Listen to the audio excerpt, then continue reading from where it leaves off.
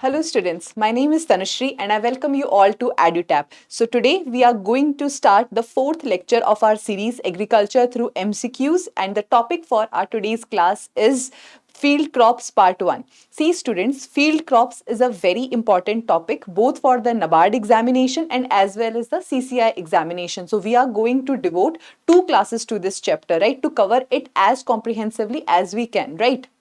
Now, as far as this topic is concerned, first of all, let's have a look at what we have covered and what we are going to cover next, right? So, in all the classes we have till today, we have covered Introduction to Agriculture, Principles of Agronomy Part 1, Principles of Agronomy Part 2, and in today's class, we are going to cover Field Crops Part 1. Okay, so without wasting any further time, let's get started. So the first question for today's class is, which of the following examples is incorrectly matched for the classification of crops based on season? This question is a very easy question because a part of it I have already explained to you in the previous class. So quickly answer this question. So the correct answer for this question is option number A, because you see in option number A, or you can see in this serial number 1, it mentions about kharif crops, but here as far as the crops are concerned, they have mentioned wheat. Wheat is not a kharif crop, right? Wheat is a rabi crop, right? As I have explained to you in the previous class also, wheat is a rabi crop. It is grown in around October-November time period. It is sown in the October-November time period, and at the time period of its ripening, it requires bright sunshine and it is harvested in the month of March and April, right? So these things we have already discussed about wheat, rice and maize. So in today's class, however, we are going to discuss about what is meant by the term kharif crop, rabi crop and the zaid crop, right?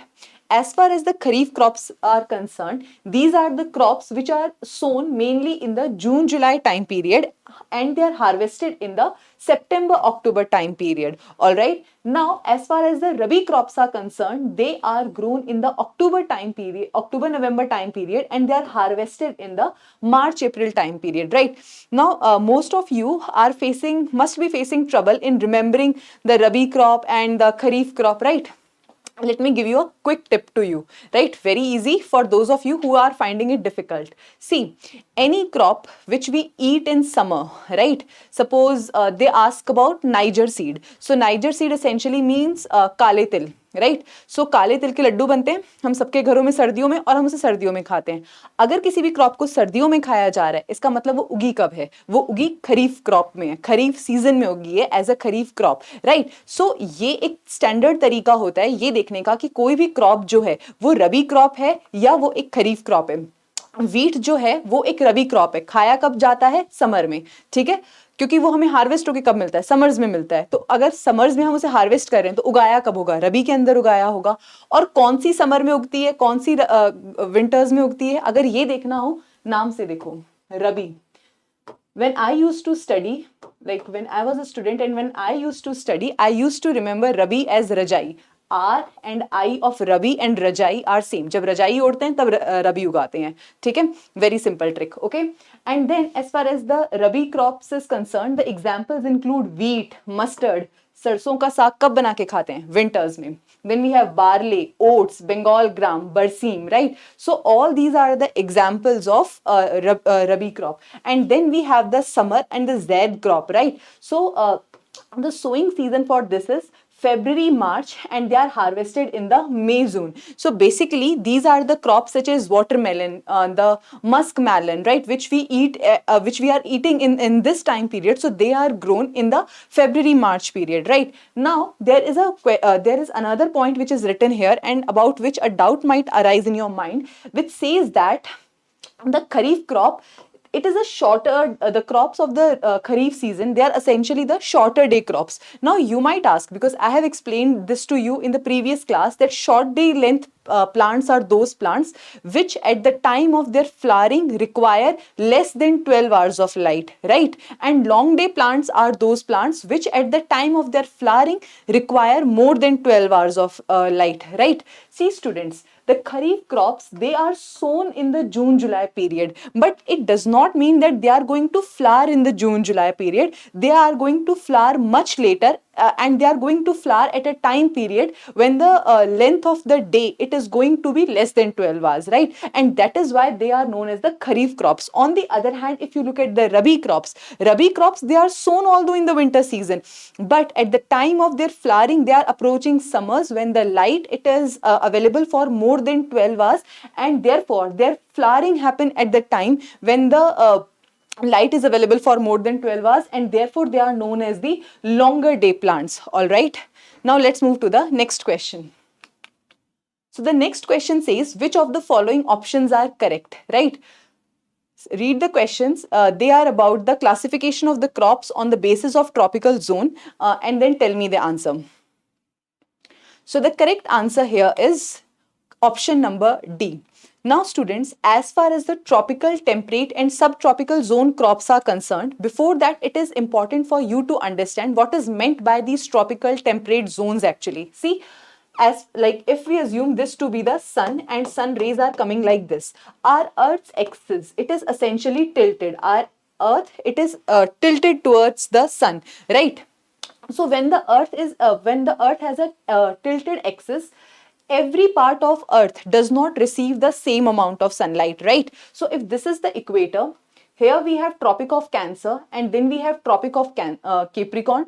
In the northern hemisphere, above this we have Arctic Circle, and in the below side we have Antarctic Circle, right? All these areas, they do not receive similar light because of the tilted axis. Their the rate at which they receive the light, it is different for different areas, right? The areas between Tropic of Cancer and Tropic of Capricorn, the latitudes which fall in between Tropic of Cancer and Tropic of Capricorn, they are such that at least once in a year, the sun will be shining overhead on these latitudes, right? The midday sun, the 12 p.m. sun, it will be shining exactly overhead at least once a year in on these latitudes, right? And if we move further northwards or further down southwards, then in between these two latitudes, right, 23.5 degree north, 66.5 degree north, right, and 23.5 degree south, 66.5 degree south, right, in between these two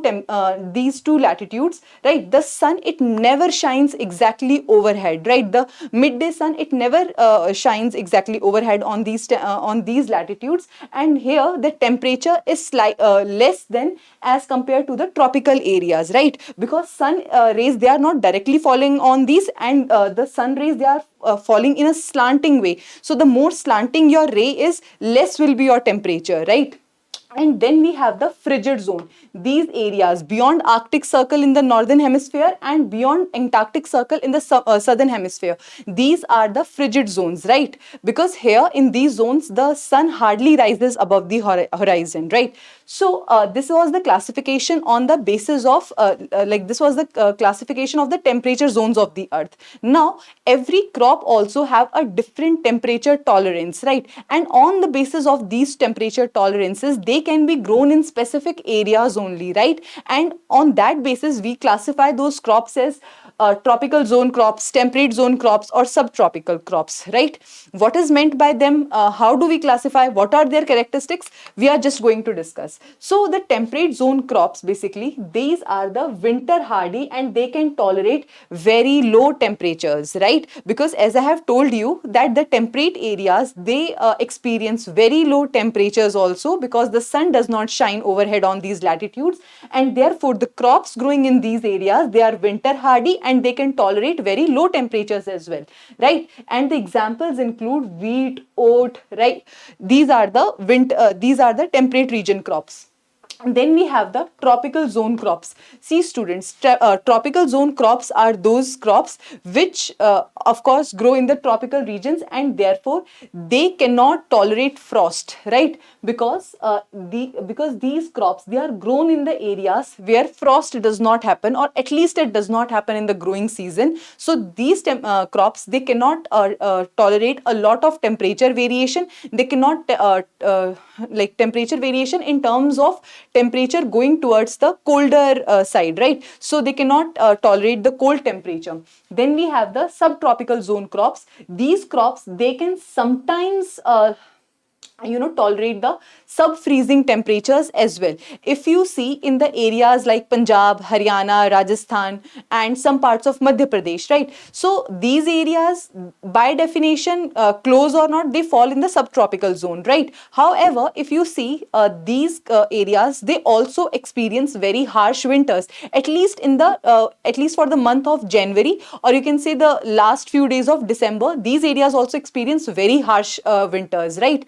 But the crops growing in these areas, they have this ability to tolerate the like near freezing temperature at least for some time, right? So it is not that they are like not they are not rigid as the tropical zone crops when it comes to frost. So if due to frost the temperature is going towards the freezing temperatures, or the if it is going towards the freezing temperature, then also these crops can survive, the subtropical zone crops, and they include citrus, date, figs, and pomegranate, right?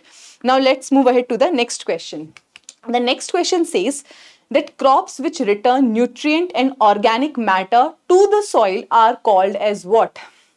The options are cover crops, exhaustive crops, restorative crops, or climateric crops, right? So just answer this question.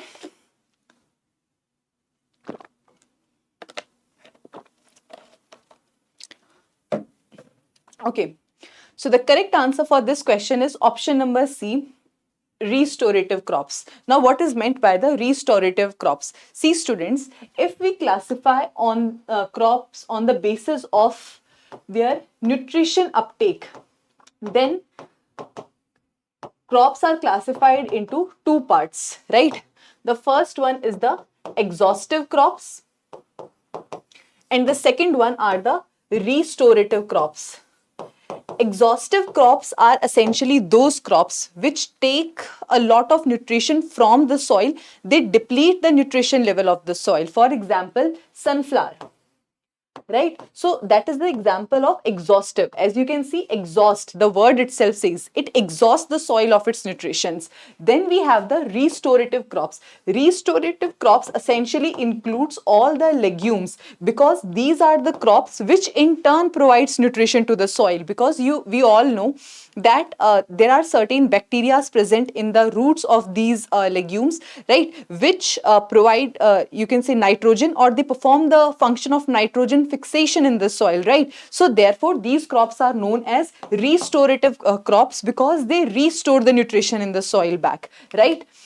So as you can see here, the sunflower, it is the exhaustive crop. And then we have barseem and all the other leguminous crops. These are essentially the restorative crops. Then the first option was about the cover crops. Cover crop, students, are essentially those crops which have a very dense foliage. Their vegetative growth, right, the growth of their vegetative portion, it is so huge that it can cover the entire soil and it can prevent the soil erosion. See, as far as the soil erosion is concerned, the more exposed our soil is to the wind, to the water, right? So when our soil is more exposed to these natural phenomena, it is more prone to the soil erosion, right? So therefore these cover crops, through their dense foliage, through their vegetative growth, they cover that area and in turn reduce the soil erosion, right?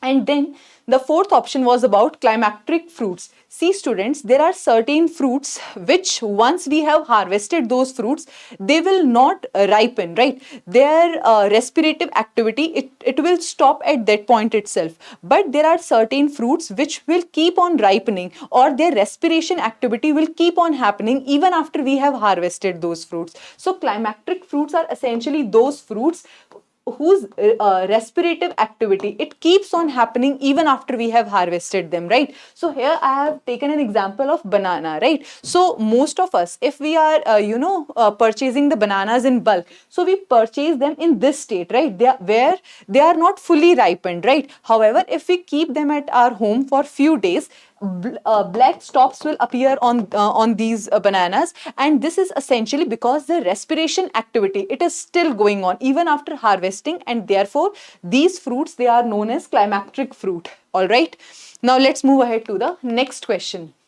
It says that what is a smother crop, right?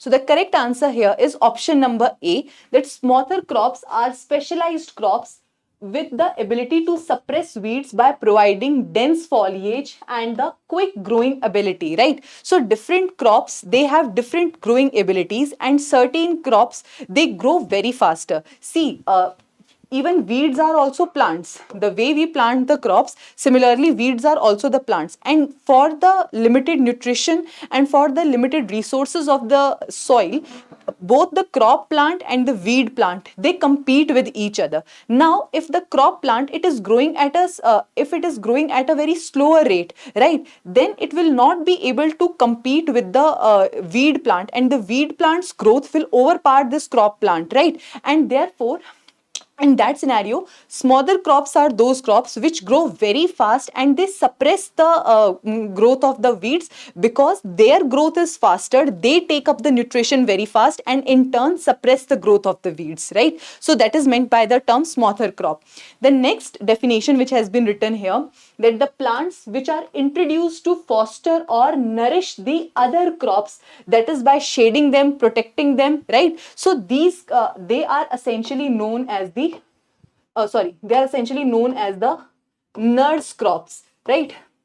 What is meant by the nurse crops? They basically provide nourishment or protection to the another crops. For example, I have example of alfalfa and the oats. Now alfalfa, it is a very slow growing leguminous plant, right? So it will grow very, very slow, and therefore it is very vulnerable to the weed competition, right? But on the other hand, if we take the example of oats, oats are fast growing plants. So if we grow alfalfa and oats together, then oats will grow very fast, and they will suppress the weeds, right? And therefore in turn they will protect the alfalfa plant, right? So that is the example of a nurse crop. Then the next definition says any crop or combination of crop is grown for grazing or harvesting for immediate or future feeding to the livestock. This definition is talking about the lay crops. In the lay crops, we essentially grow the legumes and the grasses together, right? And here our main aim is to provide the feedstock, or the, you can say, fodder to the livestock, and also to protect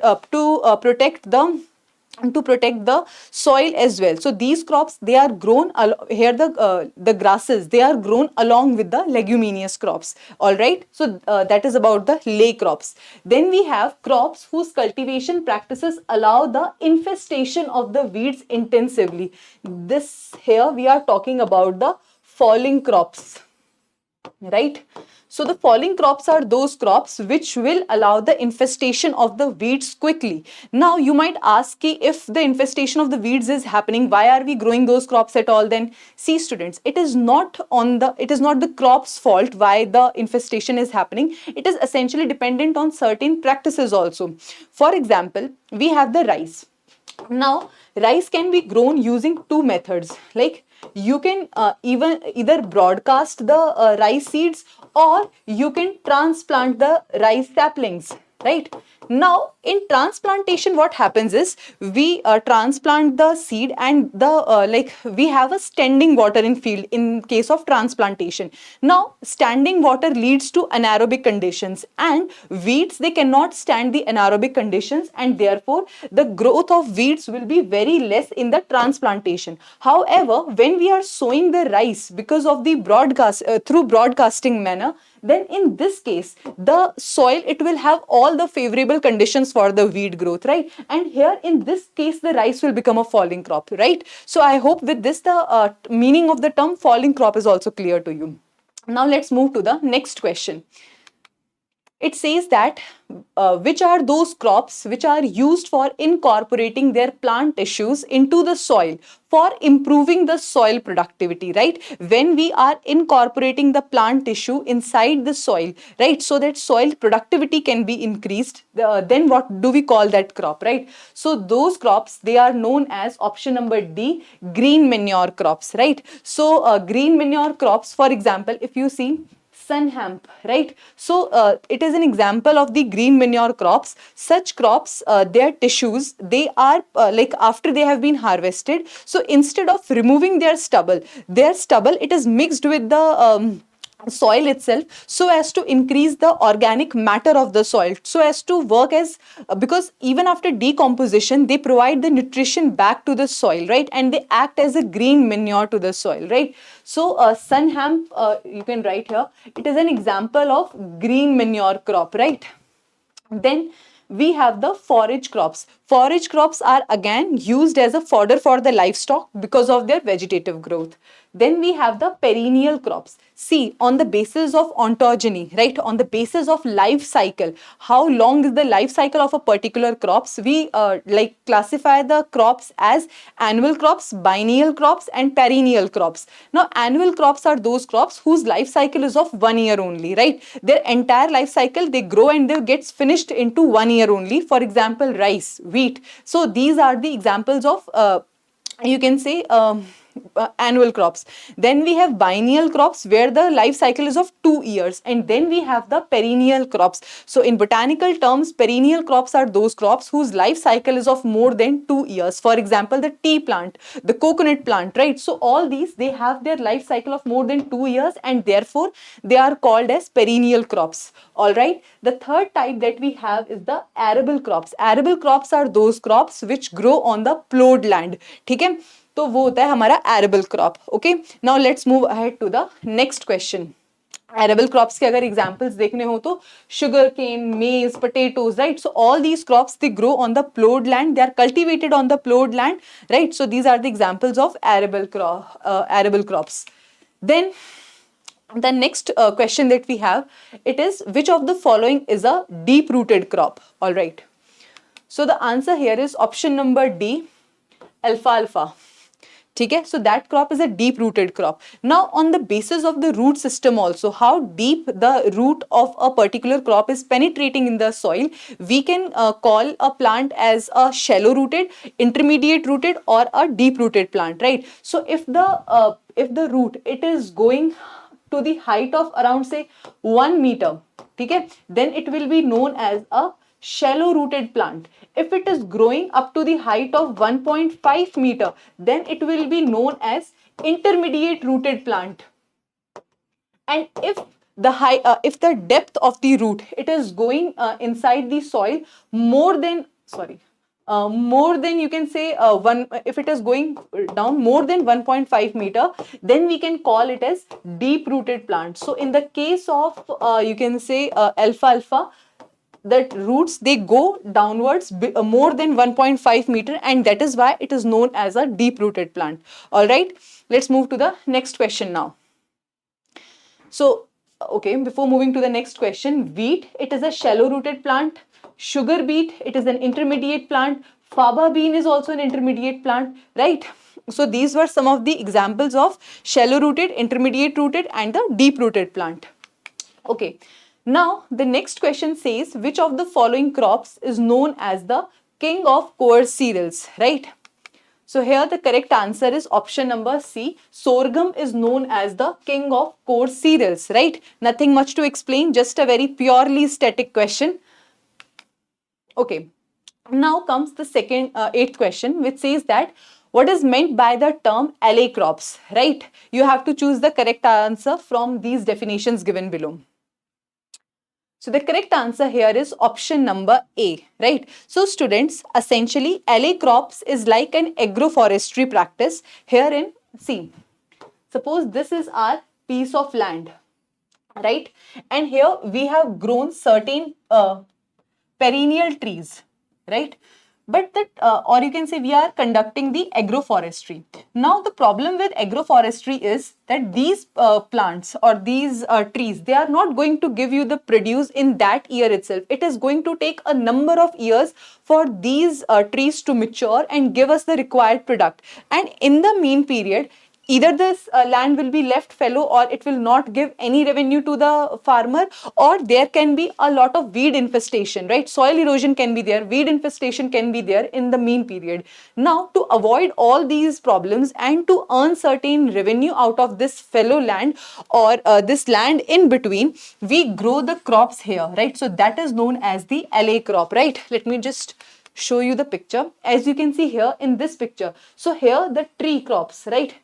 Tree crops, it is they are grown, and in between these tree crops we are growing these crops, and they are known as the LA crops. All right. Now the second option, it says that such crops are grown to supplement the yield of the main crops, right? Augment crops, we call them augment crops, right? Right. So see, you might say that nurse crops and augment crops, they are sounding similar. Yes, they might sound similar, but they are not exactly the similar crops, because here we are not growing two crops as equals. Here one of them is a main crop, and the another one, it is grown just to supplement the output, right? To increase the output even better, right? For example, we growing clover in a cornfield, right? If we are growing clover in a cornfield, then that will be an example of this augment crops, right? Just let me show you the picture. In this picture, as you can see, this main row, it is of the cornfield, and these crops which are growing in the side, they are the clover crops, right? So clover crops, what they essentially do is they act as a live mulch. Mulch is used to prevent the soil erosion, right? So these clover crops, they do two functions. First, they act as live mulch, and secondly, they do the function of nitrogen fixation in the soil. All right. Okay. Now the next third option was about such crops are grown along the farm roads and the fences, right? So if you have ever visited villages in Haryana or Punjab, you must have seen that such trees, they are grown alongside the crops. These are known as avenue crops, right? The crops which we grow around the fences on the side of the roads, they are known as the avenue crops. Okay. And then the last crop was about grown by a farmer primarily for the sale in the market. These are the cash crops, right? If we are growing tea, if we are growing not tea is a plantation crop. If we are growing cotton, for example, right? So that is the example of a cash crop.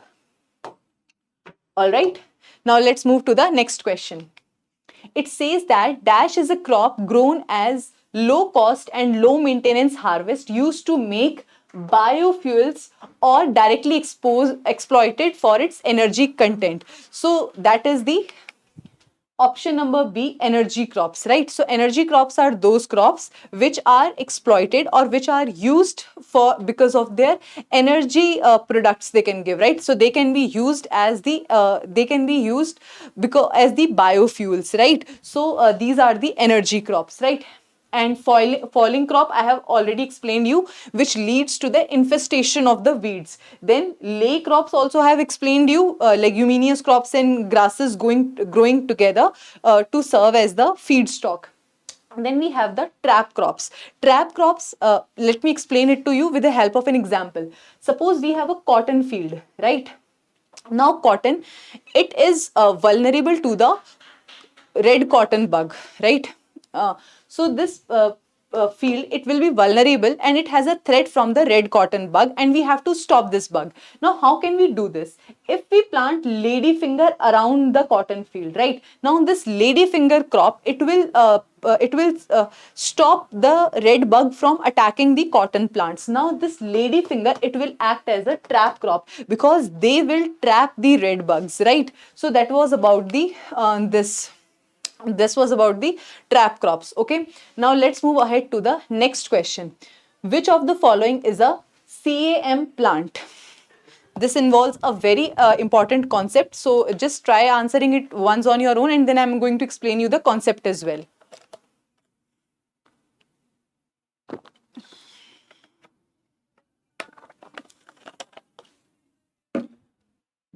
First of all, the question arises, what is meant by the term CAM? So CAM essentially means crustacean metabolism acid plants. Now what are these?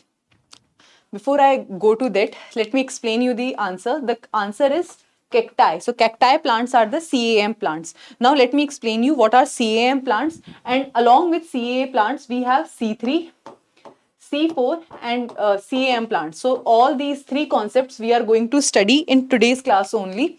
See, this is the equation like we have been introduced to in class 6th or 7th maybe, right?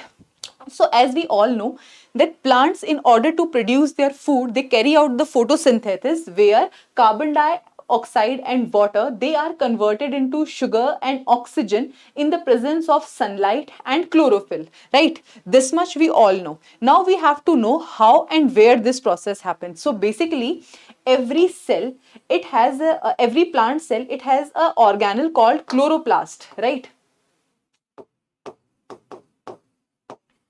In the chloroplast, we have chlorophylls, right? And it is the chlorophyll essentially where this entire process happens, right? So in the chlorophylls, what essentially happens is the plant, it is getting the sunlight and it is getting the water. These two things are happening. Now, in the presence of sunlight, this water, it is broken down as a separate oxygen compound and as a separate hydrogen compound. Oxygen is released, and now this hydrogen, it is used to convert ADP into ATP and NADP into NADPH, right? Now, see, inside the plant, in the plant cell also, there are two types of processes which happens, right? There are two types of reactions, light reaction and the dark reaction, right? By the term dark reaction, don't interpret this this process happens at night. No, this is called a dark reaction because it is light independent. It does not depend on sunlight, right? That is why it is known as dark reaction, right? So there is a light reaction and then there is a dark reaction, right? So in the light reaction, in the presence of light, this hydrogen, it converts ADP into ATP and NADP into NADPH, right? And then the second phase happens wherein this ADP and this ADP and ATP and NADPH, they convert the CO2 because here the plant is receiving H2O. H2O we have already used, right? We have released the oxygen and we have used the hydrogen to break down ADP and NADP, right? Now what we are left with is CO2. In the dark reaction, this CO2, it will be changed into the sugar by the ATP and NADPH, right? So ATP and NADPH, they will break down the inorganic carbon compounds into your organic carbon compounds, right? So this is what happens in the dark reaction, all right? Now, during the dark reaction, just wait for a second. During the dark reaction, if the carbon compound, it is broken down into 3 carbon compounds, if the CO2, it is broken into 3 carbon compounds, then that cycle will be known as C3 cycle. And if it is broken down into 4 carbon compounds, right, then that will be known as the C4 cycle, right? I hope this much is clear to you. Now this C3 cycles, it happens in the mesophyll cells, right? Mesophyll cells are essentially the cells of the leaves. The leaf cells, they are mesophyll cells, right? And here the C3 happens where in the dark reaction, the carbon compound, sorry, some music was going on outside. So this inorganic carbon, it is broken down as organic carbon, right? And then in the C4 cycle, here the carbon, it is broken down in the mesophyll cells only, right? So the carbon, it is broken down into the mesophyll cells only. The 4 carbon compounds, they are generated in the mesophyll cells only. However, their changing part, it happens in the bundle sheath, right? Now you might ask, what is meant by the term bundle sheath? See students, bundle sheath essentially are the cells around the vein area, right? They are very thick cells around the vein area, and this conversion of CO2, the 4 carbon compounds into the glucose, it happens in the bundle sheath area. That was about the C3 and C4 cycles. Now you might ask कि ma'am सब समझा दिया, जहां से question शुरू हुआ था CAM, वो तो समझाया ही नहीं. I am just going to explain you that as well. Now coming to the CAM. In the CAM plants, what essentially happens is, these are the desert plants, right? Desert plants, so basically, these plants, they grow in the area where the sunlight, where the heat, where the temperature is too much. So these plants, they do not carry out their photosynthesis process in the daytime, because if they open their stomata in the daytime, then a lot of water might evaporate, right? So what they essentially do is that they carry out their light reactions in the at the night time, and they undertake their dark reactions, or the Calvin cycle happens in the daytime, right? So that is about the CAM plants. So that is why the answer here was cacti, right? Cactus plants which grow in the desert areas, they are essentially the CAM plants. All right. So with this, we have covered all the question for today's class. Now is the time for some homework questions. So this is the first homework question, which says that which of the following crops is known as the king of pulses? Okay. And the second question, the second homework question for today's class is which of the following is known as the king of oil seeds? Right. So these two you have to answer. Before finishing the today's class, let us discuss the certain last class's homework question. So the first question was, which of the following are the day neutral plants? And here the correct answer is brinjal. Brinjal is a day neutral plant, right? Then we have the second question, which shows that which asks you that which of these following it will be converted into a non-exchangeable form in the case of high pH. So in the case of high pH, it is the potassium which will be converted into a non-exchangeable ion. All right. So today we are done with the field crop. So these four topics we have covered, and in the next class, which is going to happen on 26th of June, we are going to cover field crops part 2. Just come ready for the class, all right, so that we all can enjoy and you can also learn a lot from these sessions. All right. So with this, we come to an end of our today's class. And if you have not subscribed to our YouTube channel yet, please do subscribe. And if there is any feedback, please let us know. All right. So thank you for being there with me till the end of this class. I'll see you in the next class. Bye and take care.